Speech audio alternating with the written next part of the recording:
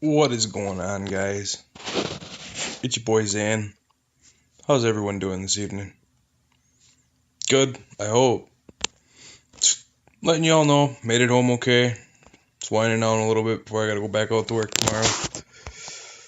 tomorrow. And I figured I'd make a I figured I'd make a quick video for everybody I'm gonna demonstrate and show you guys what it is to hyper farm resources. So as I've explained before, when you get to the level that I'm at, the level that our guild is at, which right now is at 9.2 million, you get to a point where your resources are very minimal. As you can see, I don't have much for food. Actually, with the last patch, it tells you how much resources you have total with items. So look down here. It says food items. Food from items is 6.9 million. Food from stone, 189 million, which I don't use much stone. So timber I'm running low on, ore I'm running low on, and I'm actually sitting pretty good with gold. So anyway, as you can see, if you look at my upkeeps and not my upkeeps, my hourly rates and such. My production rate for my stone is 35k. Production rate for wood is 134k. For gold is 49k, but my stone is 1.3 million. Now that's because I'm doing what we call I am what we call a hyper ore. For those of you that are new, hypering one resource is a very, very, very smart way to get through the game. Now, a lot of big guilds, if you show up and you have, let's look at mine. Okay, so mine are pretty even because I do send a lot of resources back and forth. Like as I've shown before, I hit empty castles, load up on resources, and then dump them off at my bank or my personal bank. But let us look at people that are specifically one hyper, like Sky. Sky is a stone hyper, and if Sky were just applying to my guild, I would see that right away. Because if you look at it, that's 2 billion stone that she sent, since, if you see stats like that applying to your guild, you can almost guarantee that they're going to benefit you in some manner. We got Sky as a stone hyper, myself as an ore hyper. This guy, no, not this guy, sorry. This guy right here is a gold hyper. The downside about being a gold hyper is you pretty much sacrifice troops. He has nothing but manners. He has one barracks to train troops for gathering for Guildfest and KVK and stuff like that, because that's all he can do is, gathering. He can't unshield. I mean, he can unshield, but, what's the point? So he pretty much stays shielded. We use him for sending garrisons and, hiding troops at night. It's pretty easy to explain how to gather. This is another gold hyper of ours. As you can see, 1.1 billion gold sent. Yeah, see, if I saw that apply, I'd almost guarantee that I would take that right away. So anyway, how to become a hyper account. So for this instance, we will use ore because that is what I am. Now, I will tell you this. Do not delete your level 25 farm. Always have one of each resource building. I made the mistake of deleting all my resource buildings except for one wood and one ore. Okay? And in doing so, I cannot get my manor because you need farm level 23 to get that, or 24 or 20, or, you need your farm in order to get that. Well, guess what? Guess who erased their farm and now has to rebuild that farm up in order to, hypothetically destroy all my infirmaries, build manors, hyper-train troops, and then, repeat the process backwards. So what I recommend is keeping one of each resource building. Okay, and then deciding based on what troops you specialize in. As you've seen me attack, generally, when I attack, I use, infantry, cavalry. That's generally what I use is when I'm fighting, I'll swing at somebody, hit attack, infantry, cavalry, infantry, heavy cav, heavy infantry, So that's pretty much what I use, right? Now, there is a common denominator in infantry and cavalry, okay? So if you look in here, when you're training troops, that's not either or. Okay, so, cavalry, the one resource you do not need is wood, okay?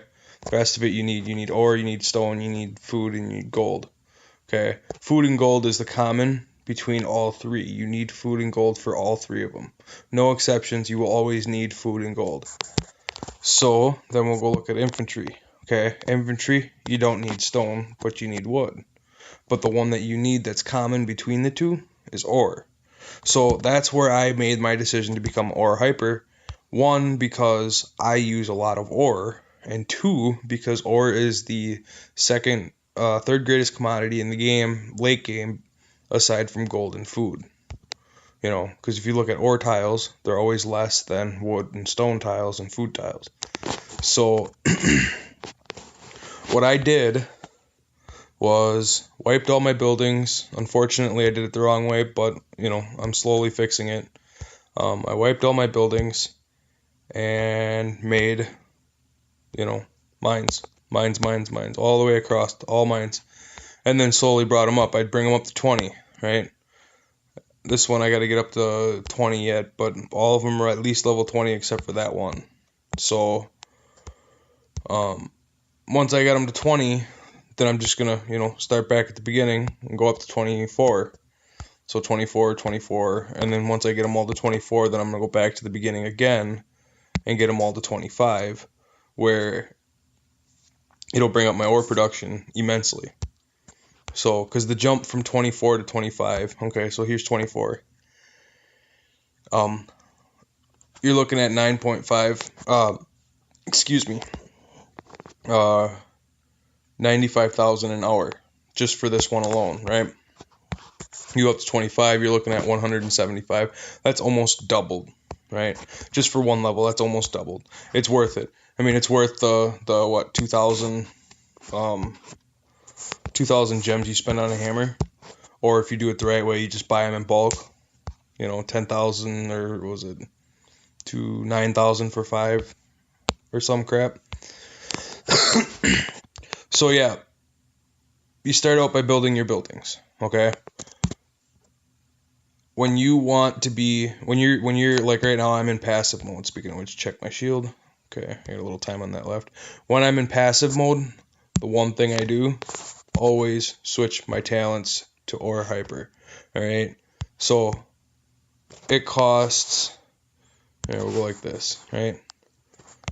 It costs me for ore hyper 15, 35,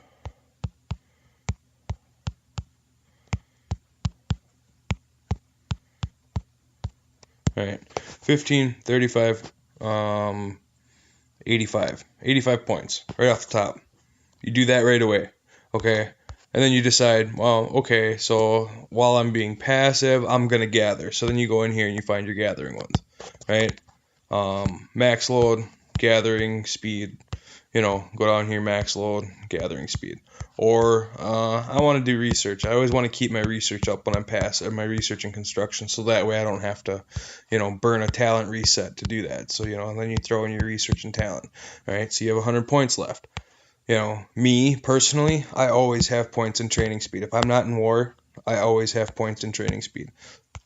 Solely for the purpose that you get stuck with a stupid title like the one that I got, which the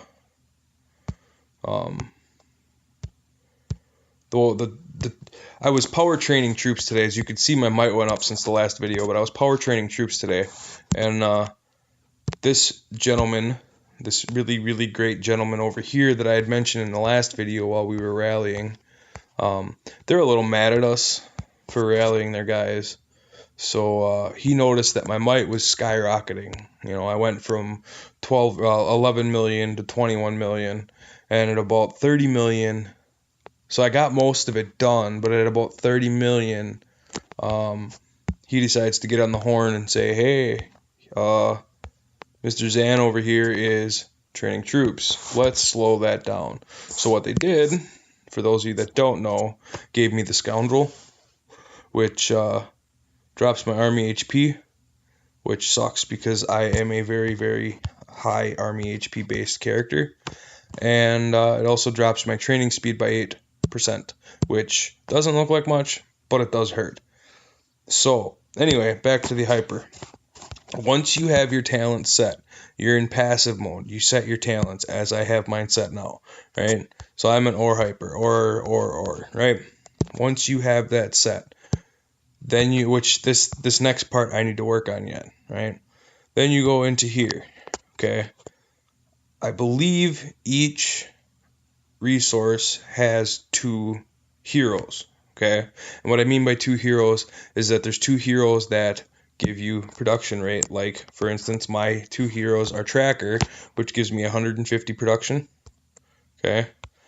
And then we go down here because I'm not to that point yet where I have her up. Where is she? Here she is. Death Archer. Death Archer also has ore production, which I need to work on really bad. Getting these 2 up brings your resource production 300%. Boom, instantly. No matter what you're doing, you could lose your hero. Your hero could be dead. Your resource production rate is at least 300% just from those 2 heroes alone. It never goes away. It doesn't matter where your hero is. It doesn't matter if it's sheltered. It doesn't matter if it's dead, captured, whatever. Your resource production rate, base rate is 300%. Right now, mine is not in there. Mine right here. My ore production rate is 664%. Now, if I were to get that other hero up, it would be 700. It would be over 800%. 800% ore production rate. Okay. At 800% ore production rate, right now, if I'm not setting talents, I'm still doing 700,000 an hour for ore production. And that's with no talents. I could be in war gear and I'm still making ore like crazy, right? With talents, I'm doing over 1.3 million. But it is very essential for whatever production that you are doing, for whatever hyper you are doing, that you go in and you take the time to unlock the stages, find the heroes. If for some reason you want to be a food production, which is thing, some guilds do need food production people. Oathkeeper is one of your food productions. Okay, and you unlock Oathkeeper. We'll go through the heroes here and pick out which ones that you would need for each production. Okay, so we'll start with ore, as I've started and I've explained. You want Tracker.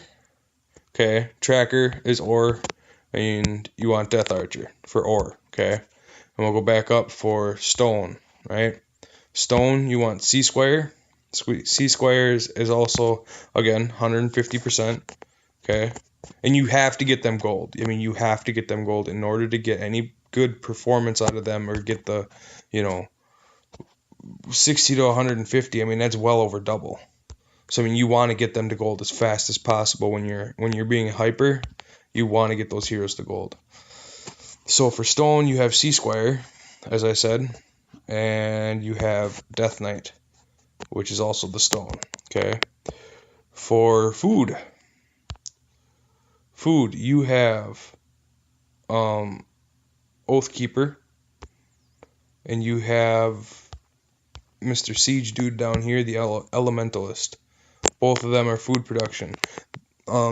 Like I said, there are accounts that do food hyper. Chances are it's an alt account, because if you're food hypering, you have to keep your troops low, so that way you can actually produce food.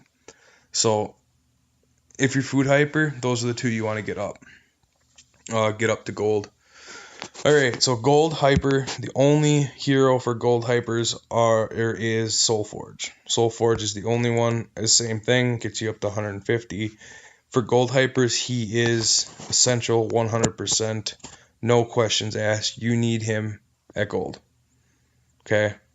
I mean, you don't have to, get him to a 2-star purple. He could still be a 1-star. Okay? You need him at gold. Okay? So, wood. Wood is the last one. Now, I don't know. I know there's one wood hero, which is the 3rd Siege, which is an Incinerator.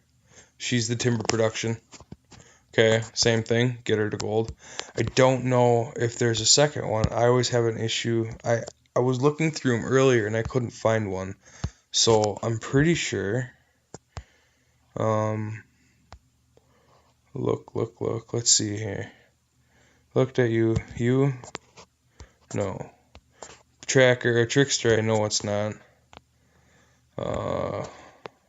Nope, not you either. Death Archer, I don't believe so. I know a lot of things, but I don't deal with wood production. Actually, my friend Titan is the wood producer of this guild. He has well over 2 or 3 billion timber sent since the duration, and Titan and Sky have been in this guild since day one. They started with this guild, and they have been in this guild since day one. The only time they have left is to go do stuff for this guild. They have never left to go join another guild, and they won't ever leave. Both of them have told me numerous amount of times is that if they were to leave, the game would be over, because there's no point in leaving the family that we have going on here. So that goes back to what I said in one of my last videos, is that having a good guild, a good foundation, a good structure, to where you can bond and get along, but also be serious when you need to be serious, that is one of the keys to this game. So, I'm not finding a third timber hero, so I'm pretty sure there's only one, and that would be that one. So anyway, yeah, that's the pretty much key. What you do though, when you fill up, okay, so right now I have room in my ore storage. I can hold 24 million ore, right? So what I'll do is I'll send, say I have,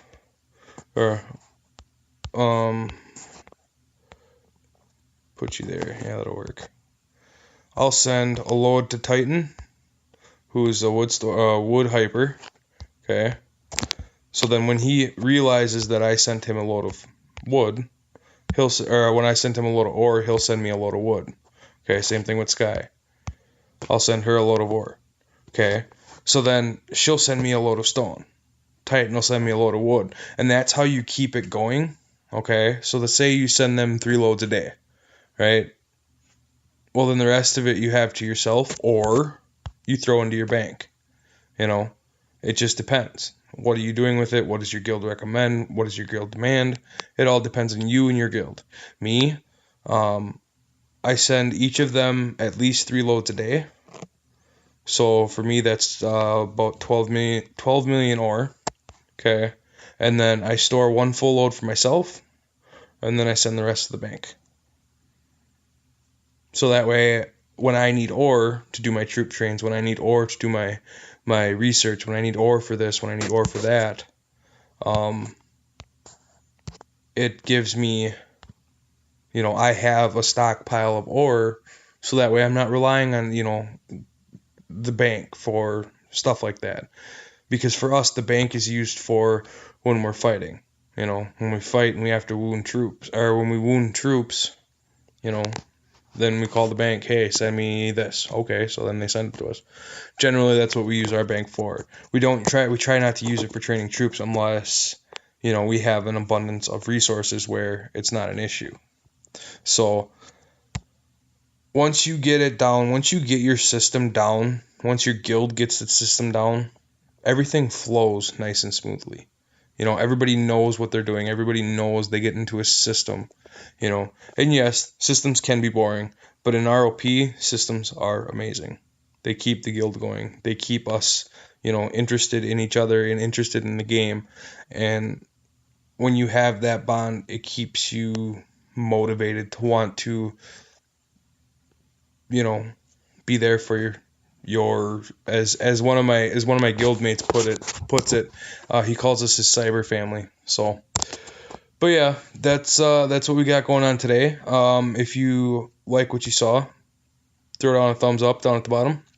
If you have any questions, please feel free to comment down below, and I will gladly answer any questions that I can. I may have missed something. It is currently 12 o'clock at night, so pretty exhausted. Been up all day. I just wanted to get this video out real quick because I do have a couple people that were asking me about hyper farming. So everyone stay safe. Watch out for dickheads like this guy over here that like to just camp in hives. Because that's all he's been doing for the last 4 hours, is sitting in that one spot, attacking him. Anyone that touches that tile, he attacks. As soon as the shield drops, he attacks. I mean, that's all he does is sit there and camp. He's a little mad at us for last night's rally. But yeah, everyone be safe. Shelter your resources. Hyper farm, and get in with a good guild. Those are the big things that I can recommend for any new players out there. So everyone have a good night.